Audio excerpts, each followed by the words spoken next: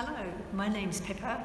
I'm an artist based in East Ham in Newham, and I'm really happy to have my exhibition here in this beautiful church as part of LGBT History Month.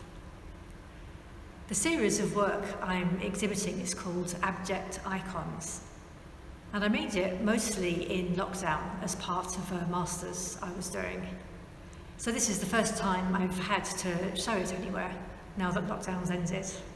The subject I'm exploring through this work, Abject Icons, is ways of representing God or the divine that are not patriarchal, definitely not male, and not hierarchical.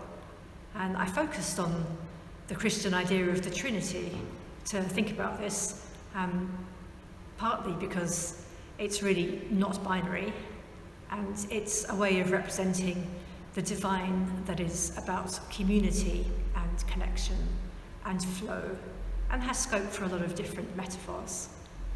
I was inspired by philosopher Julia Kristeva's idea of the abject, talking about things that contravene boundaries and are considered disgusting because they're unacceptable.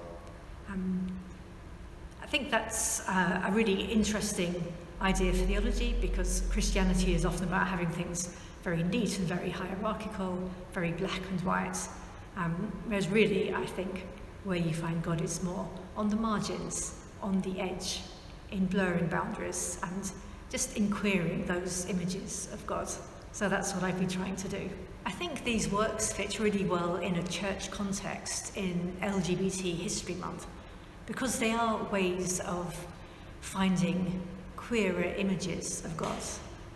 I think if the only ways of representing God we have are very binary, very patriarchal, very hierarchical, then that just reinforces the discrimination against women, against expressions of gender and sexuality.